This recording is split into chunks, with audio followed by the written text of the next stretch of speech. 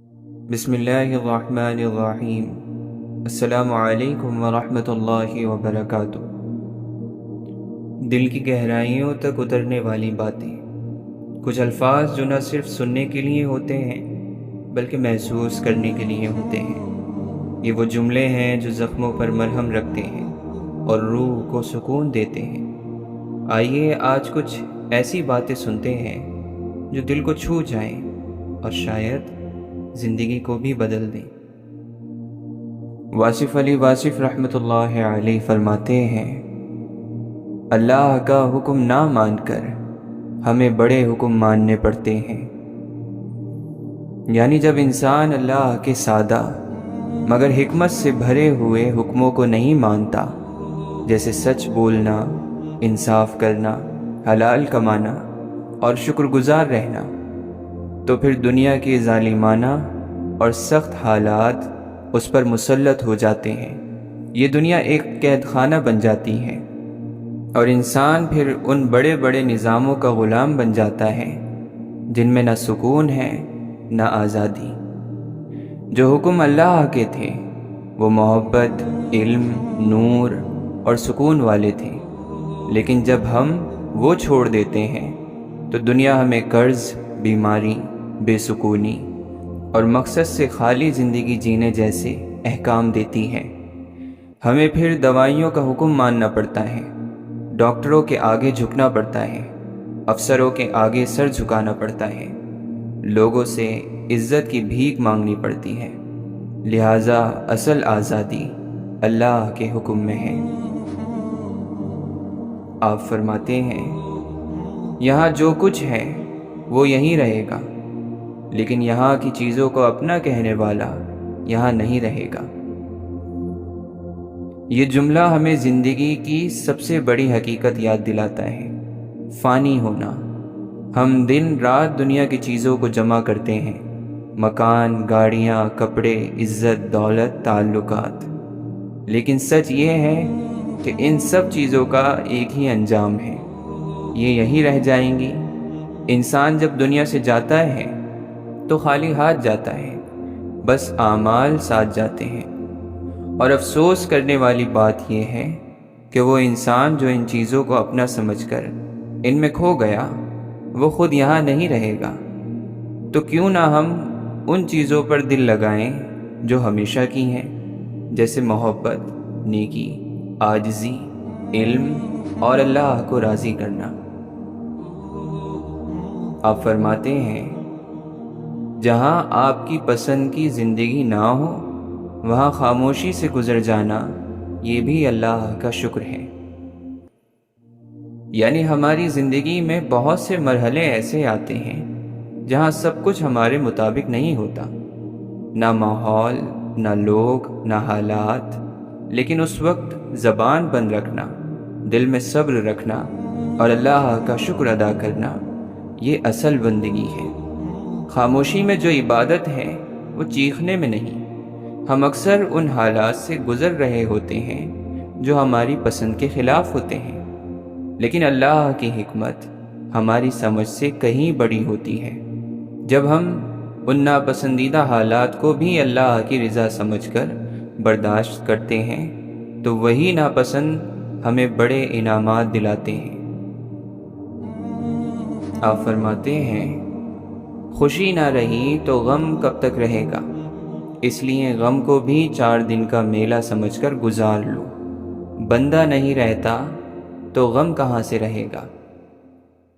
یعنی زندگی مسلسل بدلنے کا نام ہے۔ خوشی آتی ہے، جاتی ہے، غم آتے ہیں، وہ بھی چلے جاتے ہیں۔ یہ قول ہمیں یاد دلاتا ہے کہ غم بھی وقتی ہے، جیسے خوشی کا وقت گزر جاتا ہے ویسے ہی غم کا وقت بھی گزر جاتا ہے۔ ہم ہمیشہ سمجھتے ہیں کہ ہماری تکلیف ہمیشہ کی ہے، لیکن تاریخ گواہ ہے کہ کوئی بھی دکھ ہمیشہ کے لیے نہیں رہا۔ انسان جب دنیا میں نہیں رہتا تو غم کی حیثیت کیا رہ جاتی ہے۔ اس لیے ہر دکھ، ہر غم، ہر تکلیف کو وقتی سمجھو، ایک میلہ جو لگا ہے اور جلد ختم ہو جائے گا۔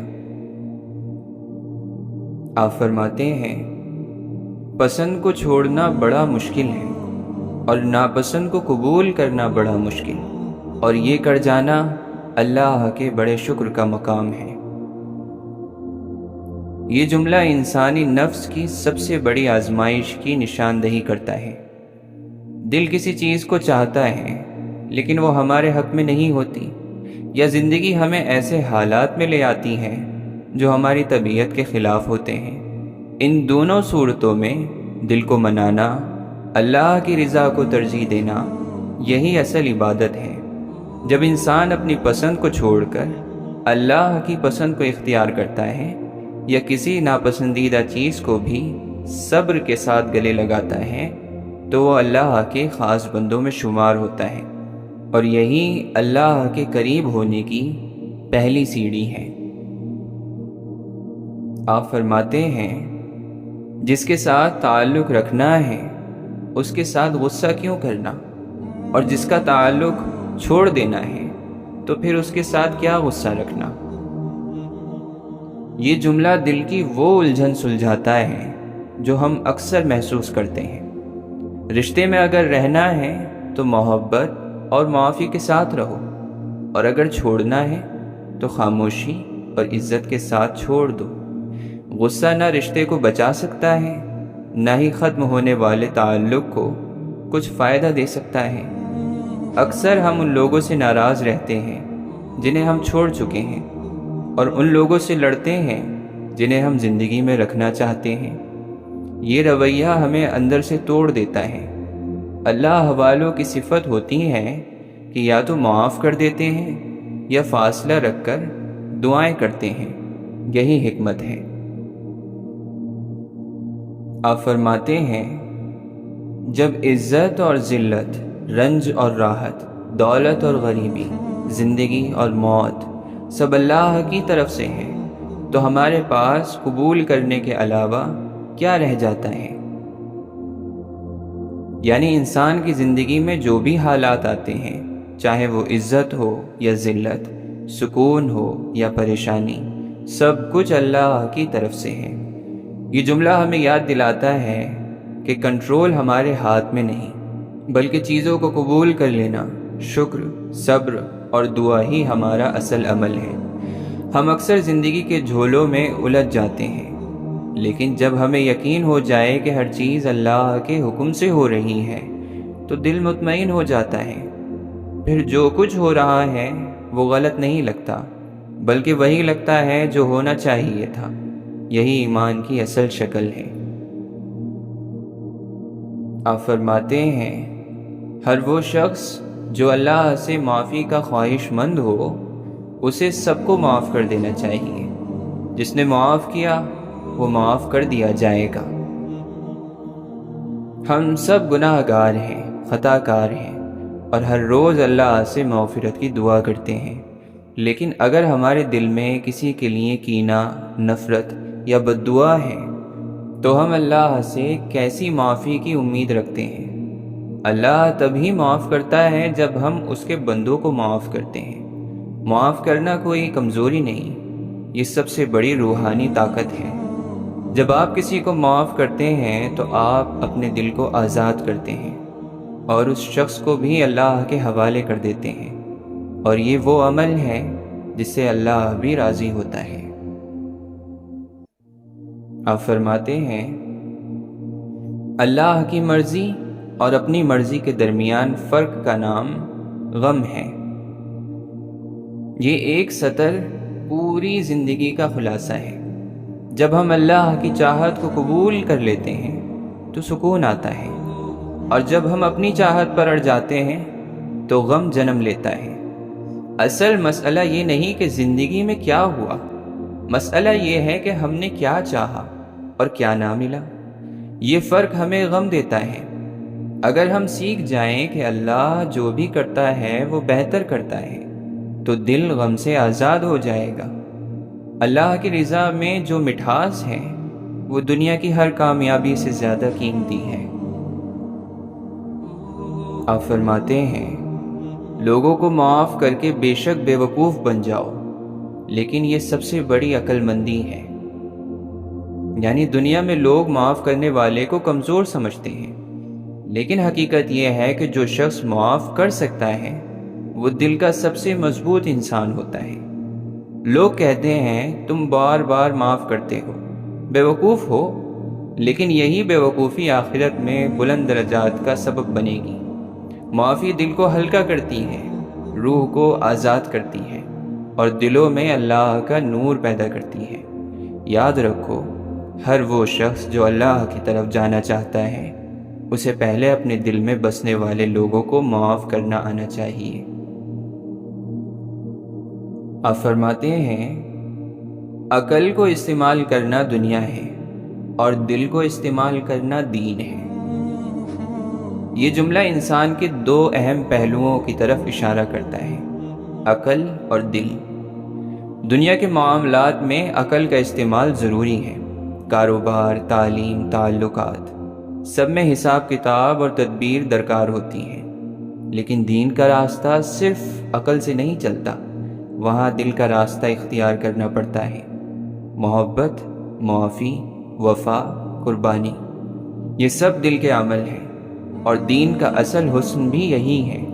اگر صرف عقل پر چلیں گے تو ہم کامیاب کاروباری ہو سکتے ہیں، لیکن اگر دل سے چلیں گے تو ہم کامیاب انسان بنیں گے۔ دین دراصل دل کی تربیت ہے۔ آپ فرماتے ہیں لوگوں کے سامنے غم کو رسوا نہ کرو، بلکہ اگر غم کو دل میں رکھو، محفوظ رکھو، تو یہ اللہ کے تقرب کا ذریعہ ہے۔ آج کے دور میں ہر شخص اپنی تکلیف، اپنا درد دنیا کو دکھانا چاہتا ہے، سوشل میڈیا پر، محفلوں میں لوگوں کی ہمدردی سمیٹنے کے لیے۔ لیکن اللہ والے لوگ اپنے غم کو ایک راز کی طرح دل میں رکھتے ہیں، کیونکہ وہ جانتے ہیں کہ ان کا درد صرف اللہ کا رازدار ہے۔ جب تم غم کو دنیا کے سامنے بے حجاب نہیں کرتے تو اللہ کے قریب ہو جاتے ہو۔ دل کے اندر چھپا ہوا دکھ، وہ آنسو جو کسی نے نہیں دیکھے، وہ سب اللہ دیکھتا ہے، اور وہی درد اللہ سے قریب ہونے کا زینہ بن جاتا ہے۔ آپ فرماتے ہیں غصہ ایسا شیر ہے جو تمہارے مستقبل کو بکری بنا کر کھا جاتا ہے۔ یعنی غصہ ایک لمحے کا جنون ہے، پاگل پن ہے، لیکن اس کے نتائج پوری زندگی کو برباد کر سکتے ہیں۔ یہ سطر ہمیں خبردار کرتی ہے کہ اگر غصے کو قابو میں نہ رکھا جائے تو یہ ہماری مستقبل کی تمام امیدوں، موقعوں اور خوشیوں کو نگل سکتا ہے۔ ہم ایک لفظ میں رشتے توڑ دیتے ہیں، ایک لمحے کے غصے میں وہ باتیں کہہ دیتے ہیں جنہیں بعد میں چاہ کر بھی واپس نہیں لے سکتے۔ غصہ نہ صرف دوسروں کو تکلیف دیتا ہے بلکہ سب سے زیادہ نقصان ہمارے اپنے اندر ہوتا ہے۔ دل جلتا ہے، دماغ تھکتا ہے، روح بوجھل ہو جاتی ہے، اور یہی وہ وقت ہوتا ہے جب زندگی کی خوبصورتی ہم سے چھننے لگتی ہے۔ مولانا رومی رحمۃ اللہ علیہ فرماتے ہیں غم نہ کرو، کھوئی ہوئی چیز کسی دوسری صورت میں واپس مل جاتی ہے۔ یعنی زندگی میں جو کچھ ہم کھو دیتے ہیں وہ اکثر نئی شکل میں، بہتر شکل میں ہمیں واپس ملتا ہے۔ کبھی رشتہ، کبھی موقع، کبھی سکون۔ جو کچھ بھی ہاتھ سے جاتا ہے اس کے پیچھے اللہ کا کوئی بہتر ارادہ ہوتا ہے۔ یہ سطر ہمیں حوصلہ دیتی ہے کہ زندگی میں خالی ہاتھ کبھی نہیں رہتے۔ جو گیا ہے وہ تمہارے نصیب کا حصہ تھا ہی نہیں، یا اس میں کچھ سبق چھپا تھا، اور جو آ رہا ہے وہ تمہارے لیے خاص ہے۔ بس صبر کرنا ہے، یقین رکھنا ہے، اور شکر کرتے ہوئے وقت گزارنا ہے۔ آپ فرماتے ہیں اللہ تعالیٰ جب کسی بندے سے ناراض ہوتا ہے تو اسے پاکیزہ لوگوں کی عیب جوئی میں مشغول کر دیتا ہے۔ یہ سطر بہت گہری تنبیہ ہے۔ جب ہم نیک لوگوں میں خامیاں ڈھونڈنے لگتے ہیں، ان کی نیتوں پر شک کرتے ہیں، ان کی خوبیوں کو چھوٹا ثابت کرنے کی کوشش کرتے ہیں، تو یہ نشانی ہے کہ ہمارے دل میں نور ختم ہو رہا ہے۔ اللہ ناراض ہوتا ہے تو بندے کو حق سے دور کر دیتا ہے، اور وہ دوسروں کی عبادت میں عیب نکالنے لگتا ہے۔ ہمیں ہمیشہ اپنی زبان اور نظر پاک رکھنی چاہیے، کیونکہ کسی ولی، کسی سچے انسان کی توہین اللہ کی ناراضگی کا دروازہ کھول سکتی ہے۔ اپنی اصلاح کی فکر کریں، دوسروں کو اللہ پر چھوڑ دیں۔ آپ فرماتے ہیں، اللہ تعالی کی طرف سے مصیبتیں خبردار کرنے کے لیے آتی ہیں، یہ عین رحمت ہوتی ہیں تاکہ تجھے غفلت سے بیداری حاصل ہو۔ ہم اکثر مصیبت کو سزا سمجھتے ہیں، لیکن یہ سطر ہمیں ایک اور زاویہ دیتی ہے۔ یہ بتاتی ہے کہ اللہ جب اپنے بندے سے محبت کرتا ہے تو اسے جھنجھوڑتا ہے، اس کی نیند توڑتا ہے، اسے غفلت سے جگاتا ہے۔ مصیبتیں دراصل ایک خبردار کرنے والا ساتھی ہیں جو روح کو جھنجھوڑتے ہیں کہ اے انسان، تو کہاں جا رہا ہے؟ رک، سوچ، پلٹ۔ ان میں درد ہوتا ہے، لیکن ساتھ ساتھ رحمت بھی چھپی ہوتی ہے، کیونکہ جو تکلیف تیری روح کو جگا دے وہ تیرے لیے نعمت ہے، نہ کہ سزا۔ آپ فرماتے ہیں، جب تیرا راز دل میں چھپا ہوگا، تیری وہ مراد بہت جلد تجھ کو حاصل ہو جائے گی۔ یعنی دل کا راز وہ دعا جو صرف اللہ کے ساتھ ہے، وہ تمنا جو صرف دل کی زبان سے نکلی ہے، وہی دعا سب سے زیادہ قبول ہوتی ہے۔ اس جملے کا مطلب ہے کہ اپنے خوابوں، اپنی امیدوں کو دنیا پر ظاہر نہ کرو، بلکہ اللہ کے حضور خاموشی سے رکھ دو۔ جب تم اپنے راز کو صرف اپنے رب کے ساتھ رکھو گے تو وہی راز تمہاری حقیقت بن جائے گا۔ دنیا شور سے بھری ہوئی ہے، لیکن اللہ ان خاموشیوں کو بھی سنتا ہے جو زبان پر نہیں آئیں۔ اس لیے راز چھپاؤ، دعا کرو اور اللہ کے فیصلے کا انتظار کرو۔ آپ فرماتے ہیں، آخر میں صرف وہی تمہارے ساتھ رہے گا جس نے تمہاری روح کی خوبصورتی کو دیکھا ہوگا۔ یہ جملہ انسانی تعلقات کی سب سے بڑی حقیقت ہے۔ لوگ تمہاری ظاہری خوبصورتی، تمہاری دولت، تمہاری شہرت سے متاثر ہو سکتے ہیں، لیکن وقت کے ساتھ یہ سب کچھ ختم ہو جاتا ہے۔ اصل تعلق وہی ہوتا ہے جو تمہاری روح کی پاکیزگی کو پہچانتا ہے، جو تمہارے اندر کی روشنی سے محبت کرتا ہے۔ ایسے رشتے وقت کی آزمائش پر قائم رہتے ہیں، باقی سب وقت کے ساتھ رخصت ہو جاتے ہیں۔ اس لیے اپنی روح کو خوبصورت بناؤ، کیونکہ یہی خوبصورتی ہمیشہ رہنے والی ہے۔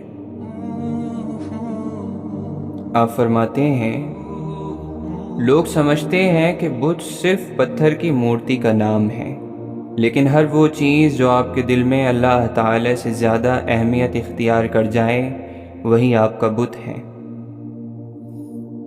یہ ایک انقلابی سوچ ہے۔ بت پرستی صرف مورتیوں کی عبادت نہیں، بلکہ ہر وہ چیز جسے تم اللہ سے بڑھ کر چاہتے ہو وہ تمہارا بت بن جاتی ہے۔ یہ مال ہو سکتا ہے، شہرت، کوئی شخص یا اپنی خواہشات۔ جب دل میں اللہ کی جگہ کوئی اور لے لے تو وہ تمہیں دھیرے دھیرے اللہ سے دور کر دیتا ہے۔ یہ جملہ ہمیں دعوت دیتا ہے کہ اپنے دل کو دیکھو، وہاں کسی کا قبضہ ہے، اللہ کا یا کسی اور کا؟ کیونکہ دل وہ تخت ہے جہاں صرف ایک کو جگہ دی جا سکتی ہے۔ آپ فرماتے ہیں، اگر میرا علم مجھے انسان سے محبت کرنا نہیں سکھاتا تو ایک جاہل مجھ سے 1000 درجہ بہتر ہے۔ یعنی علم کا مقصد صرف کتابیں پڑھنا یا باتیں کرنا نہیں، بلکہ دل میں نرمی پیدا کرنا ہے۔ یہ سطر ہمیں بتاتی ہے کہ علم وہی سچا ہے جو انسان کو انسان سے محبت کرنا سکھا دے۔ اگر کسی کا علم اسے تکبر دے، نفرت پھیلانے پر مجبور کرے تو وہ علم نہیں بلکہ جہالت ہے۔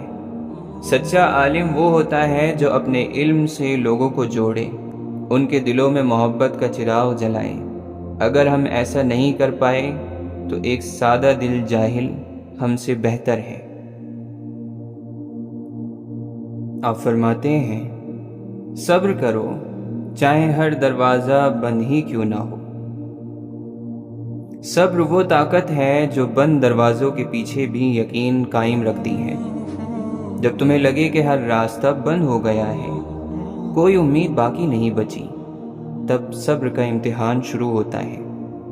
اللہ کے ہر بند دروازے کے پیچھے اس کا علم، اس کی مصلحت اور تمہارے لیے کوئی اور بہتر راستہ چھپا ہوتا ہے۔ بند دروازہ مایوسی نہیں، خاموش دعوت ہوتی ہے کہ میرے فیصلے کا انتظار کرو۔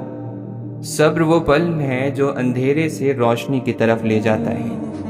جو بندہ صبر کر لیتا ہے وہ کسی بھی دروازے کے بغیر بھی اپنی منزل پا لیتا ہے۔ آپ فرماتے ہیں تمہاری غلطیاں بھی تمہیں سچائی تک لے جا سکتی ہیں۔ یعنی ہم زندگی میں غلطیاں کرتے ہیں اور اکثر خود کو ان کے بوجھ تلے رون دیتے ہیں، مگر یہی غلطیاں اگر ان سے سیکھا جائے تو وہ ہمارے بہترین استاد بن جاتی ہیں۔ یہ جملہ ہمیں بتاتا ہے کہ تمہاری ٹھوکر ہی تمہارا راستہ بن سکتی ہے۔